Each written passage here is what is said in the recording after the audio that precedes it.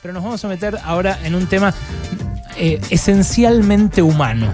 Un tema que a muchas familias les cambia la vida y que precisamente tiene que ver con el final de la vida. Acá el año pasado estuvo una doctora, una jefa de sala de cuidados paliativos. Nosotros hacemos una sección, que ustedes saben, el Yo Hago, y esta doctora de cuidados paliativos fue de los episodios más fuertes de ese segmento. Es lo que nosotros creíamos el oficio de los que aparecen cuando ya no hay nada que hacer. Y ella nos decía, no es así. Hay mucho que hacer en esos contextos. Hoy la que nos visita es Viviana Vilesker. Viviana Vilesker es psicoterapeuta, especialista también en cuidados paliativos y fundadora de una asociación civil que hace un tiempo nos viene enviando algunas cosas y a nosotros nos viene interesando lo que plantean, que se llama El Faro. Es una asociación que busca acompañar ese proceso, el proceso del final de la vida. Gracias, Viviana, por venir. Gracias a ustedes por invitarme, encantadísima de estar acá. En aquel momento cuando vino la médica, me resultó a mí un tema de muy difícil abordaje, sí. Porque es un tabú la muerte, ¿no? Tal cual. Es un tabú culturalmente hablando, y el círculo vicioso que genera ese tabú es que como se lo oculta, se lo niega, aumenta el sufrimiento, y se llega al final de la vida de un modo lamentable. Por eso nos proponemos, al menos desde el Faro, evitar todo ese camino de sufrimiento. ¿Cómo? Preparándose a tiempo. A veces a partir de un diagnóstico, en donde la persona, la familia, el equipo que acompaña puede empezar a contemplar la posibilidad, aunque se hagan tratamientos curativos, aunque haya, digamos, posibilidades de recuperación. Pero la sola idea de confrontarse con un diagnóstico asoma, pone en el horizonte la idea de la muerte. Ni que hablar si, más allá de un diagnóstico, todos asumimos nuestra finitud. Y la asumimos como una oportunidad para prepararnos, para transformar nuestra vida. Ese diagnóstico a ustedes les llega a través de las familias mismas que acuden a ustedes, o de profesionales también? De todo. De todo. En general, la típica es que llame un familiar de una persona que esté en fin de vida, pero no inminente, porque el concepto fin de vida es un concepto amplísimo. Podríamos decir que una persona mayor, una persona que cumplió 80 años, aunque esté sana, está en las últimas etapas de su vida. Entonces es un concepto que habría que sostener con mucha amplitud. Es un gran paraguas que contiene muchas situaciones. La típica situación es que nos contacte un familiar, un allegado, que nos hable de su amigo, hermano, esposa, y nos pregunte qué hacemos. Entonces ahí explicamos que nosotros ofrecemos un acompañamiento a la persona, un acompañamiento que incluye al entorno, puede incluir a los cuidadores, que muchas veces más hacia el final son necesarios, y que básicamente en lo que consiste es empezar a conversar, empezar a revisar si hay asuntos pendientes, empezar a pensar cómo se quiere afrontar el fin de vida, qué se quiere y qué no se quiere, cómo le gustaría a la persona estar en esa situación, si quiere estar acompañada, si quiere estar en su casa, siempre dentro de un margen de posibilidades, por supuesto. A mí lo que me pasó desde aquel momento es que mi viejo entró en un ¿cómo decir? En un momento más difícil de la enfermedad que ya venía navegando. Sí. Y bueno, acompañándolo, nos encontramos con el desafío de convencerlo de que siga viviendo. Y en un punto de nos mirábamos los tres hermanos y decíamos, pero ¿de qué lo queremos convencer a este chabón, ¿no? Claro. Y después, hablando entre nosotros y hablando con él, nos dimos cuenta de que sí tenía razones para querer seguir viviendo. Y ahí, uno redescubre vínculos, lazos, tal cual, momentos.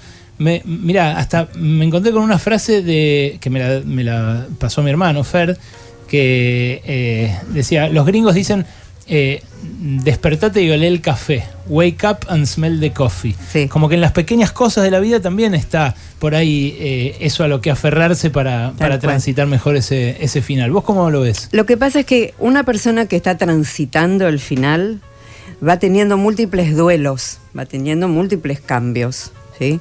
En sus roles, en sus capacidades, en su funcionamiento cotidiano. Hablo en general, ¿no? Por supuesto. Entonces, ya acompañar es entender qué significa, por ejemplo, no conozco a tu papá, por supuesto, no poder trabajar más, no poder caminar, no poder comer por tus propios medios. Claro, está no la tentación bañar. muy cercana de decir, esto no es vida, así no vale la pena. Tal cual.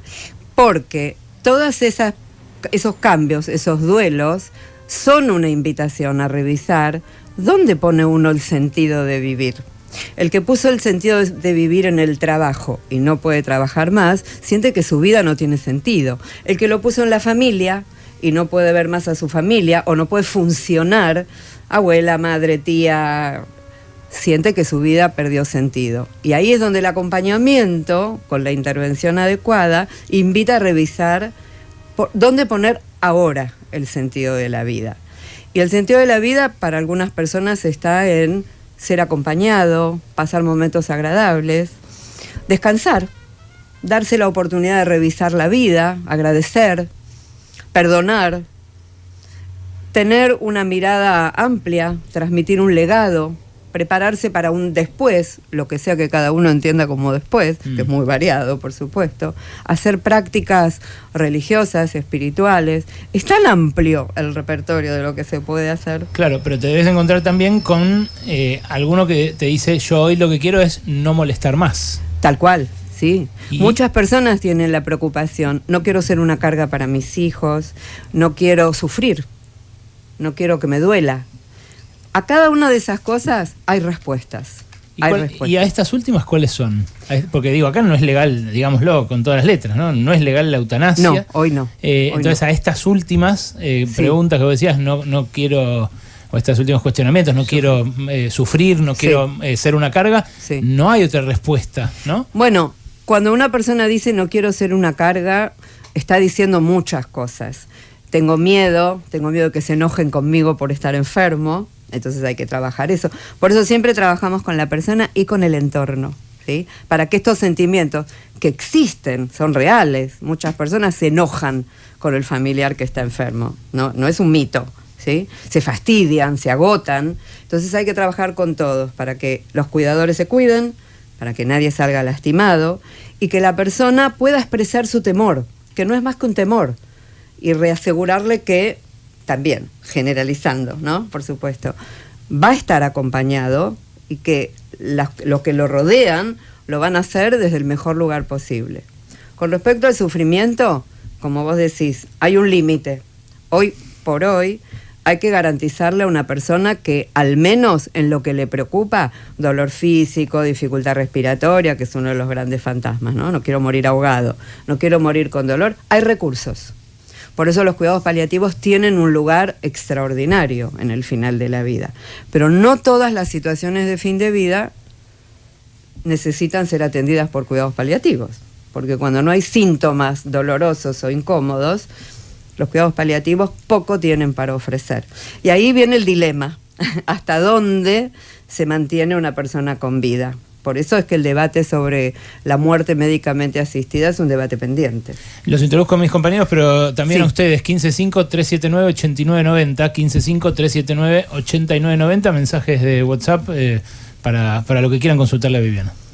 Viviana, ahí en todo tu relato, a quienes nos ha tocado pasar por una situación donde hemos tenido que acompañar a un ser querido, a un familiar y demás, por una enfermedad larga, una situación similar a lo que vos estás contando, detectamos muchas cosas parecidas, ¿no? Sí. ¿Te acordás de alguna situación particular que te haya tocado acompañar que fue distinta a todas para vos y que por algún lado te resonó?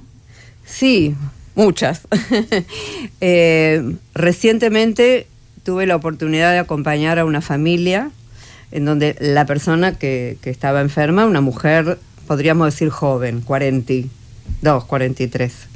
Me encontré con una familia que antes que empezara el acompañamiento estaba bastante preparada. ¿Qué quiero decir? Estaba hablado todo, se decía la verdad, los diagnósticos estaban expuestos, había niños pequeños, y lo que me llamó la atención fue la apertura para poder recibir el acompañamiento y disponerse, familia, amigos, se armó un círculo de amor, como lo llamaron ellos, para poder acompañar este proceso, que era doloroso, por supuesto, eso no lo voy a negar, porque lo era doloroso para ellos, lo era doloroso para la persona, y a la vez lo que detecté, que podría decir que es como el ideal del acompañamiento, es que todos estaban ahí con una intención de aprender, porque no nacemos sabiendo todo esto. Entonces, para mí este fue un caso, podría decir, paradigmático en cuanto a lo que pasa cuando un sistema se reconoce aprendiendo. En el otro extremo, también puedo nombrar situaciones en donde sucede casi lo contrario. La persona no puede expresarse. Tengo presente ahora también un hombre mayor, un hombre de unos 78, 80 años, aislado, incomunicado con su familia. Un clima de miedo, un clima de esto no hablemos, porque si no hablamos no pasa. Lamentablemente no pudiendo recibir recursos adecuados, porque al no hablar, al no reconocer, al mirar para otro lado, se cierran puertas, se autocierran de alguna manera. Entonces, para mí son como los dos extremos, podríamos decir. En el medio está la vida y cada uno que hace lo que puede hasta donde puede. Pero creo que lo destaco esto porque no son situaciones humanamente diferentes en cuanto a que a cualquiera de nosotros nos puede pasar, una u otra. Lo que cambió fue la actitud y lo que cambió fue lo que el proceso de acompañamiento habilitó, tanto para la persona como para el entorno. Y hoy que están todos en duelo, porque ya fallecieron, en un caso hay un duelo saludable, funcional, y en otro hay un duelo difícil, un duelo con bronca, con culpa, con vergüenza inclusive, con arrepentimiento, y ese es un sentimiento muy incómodo. Estamos hablando con la licenciada Viviana Vilesker, que es la referente de El Faro, una asociación civil que busca acompañar el proceso de fin de vida. Viviana, recién decías que es un momento donde uno puede aprender o donde está bueno aprender. ¿Qué pensás que acá en la cultura nuestra, argentina o porteña, deberíamos aprender o qué consejos podrías darle a esta sociedad para llevar mejor la muerte? Gracias por darme el lugar de dar consejos. Mira, en principio lo que nos toca aprender es que, parece obvio, pero que todo lo que empieza termina. Claro. ¿Sí? Que nos cuesta aceptarlo, aunque es lógico, y lo sabemos en algún rincón de nuestra conciencia. Así como tenemos una fecha de nacimiento, tendremos una fecha de muerte. No sabemos cuándo, cómo, dónde, es un misterio, pero existe. Y ya el hecho de reconocer que estamos un tiempo vivos, que la vida tiene sus leyes, que la muerte no es lo opuesto al nacimiento, justamente, que la muerte no es lo opuesto a la vida, que la muerte es lo opuesto al nacimiento, que hay una dinámica equilibrada entre nacimiento y muerte, y que en una vida, desde el nacimiento hasta la muerte, todos vivimos múltiples momentos de nacimiento y muerte, de apertura, de cierre, de bienvenida y de despedida. Y creo que es algo que tenemos que aprender a vivir con las leyes de la vida. Tenemos una vida que empieza y termina, queremos otra vida que no termine. Claro. Y no existe esa vida que no termina. Un poco nos pasó eso en el 2020 a todos, ¿no? Con la pandemia, sí. De repente creo que casi todos fuimos expuestos a la idea de la finitud. Teníamos todos los días reportes de muertos, era como una cosa.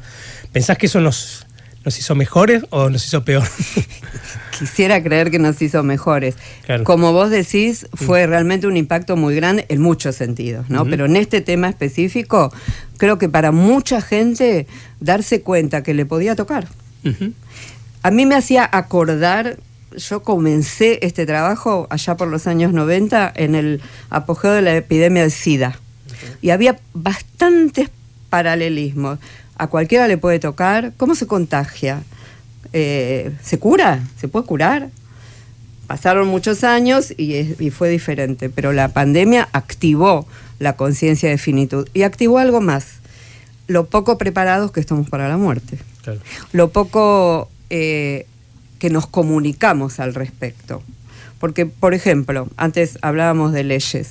En Argentina hay leyes, al día de hoy, que habilitan que una persona mayor de 18 años, apta, eso dice la ley, deje por escrito sus directivas anticipadas. O sea, deje por escrito lo que le gustaría que se le haga o no se le haga en caso de perder la posibilidad de comunicarse. Casi nadie redacta directivas anticipadas. Y cuando sucedió la pandemia y se planteó la gran crisis de los respiradores, ahí se vio qué poco se había preparado la gente antes como para decir, si yo estoy en fin de vida, no quiero respirador o quiero respirador.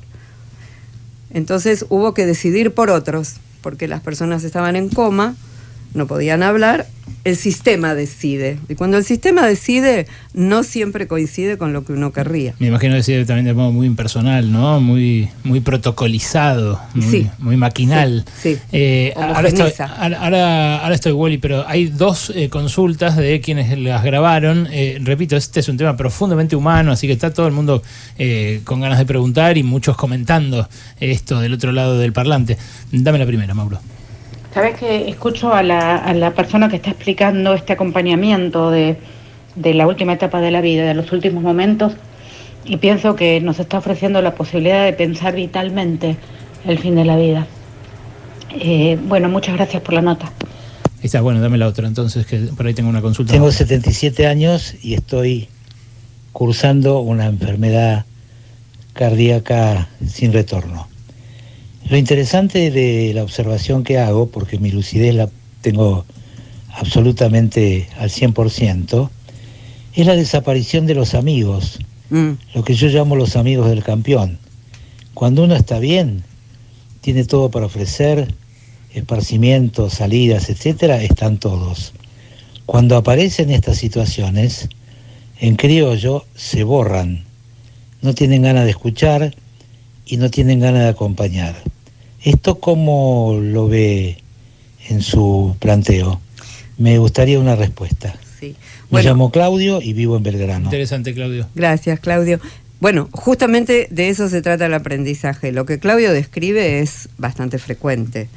Hay los dos extremos, ¿no? Los que aparecen y los que desaparecen.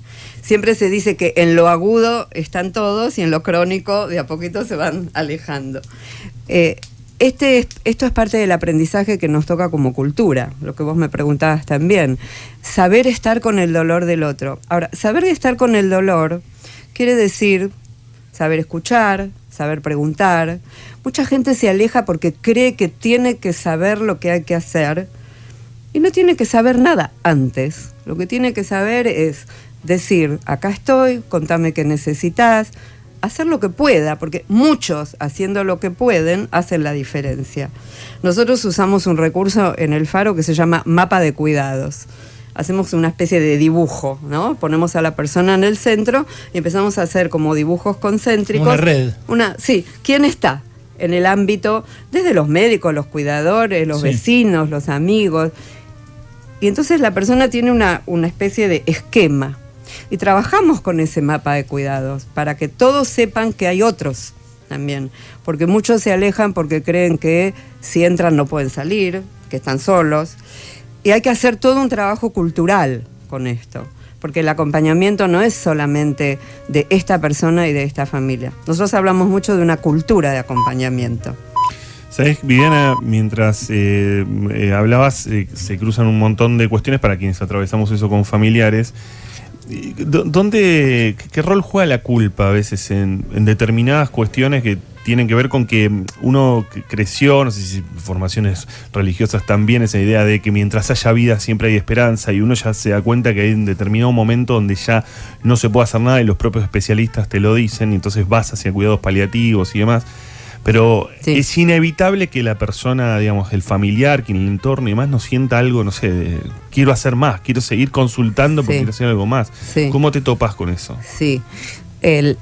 La culpa muchas veces tiene que ver con la sensación de estar transgrediendo alguna norma sagrada. Claro. ¿Sí? Yo debería estar 24 horas, por ejemplo, no me tengo que mover, no tengo que ir al baño, no tengo derecho a reírme, no tengo derecho a disfrutar. Esto hay que revisarlo, porque no ayuda a la persona que está en fin de vida y no ayuda al cuidador. El cuidador claudica, si por culpa lo hace, porque no se cuida. Por otra parte, como vos bien decís, es parte del proceso, previo y posterior, hacerse la pregunta, ¿es esto todo lo que podemos hacer? ¿Hay algo más que podríamos estar haciendo?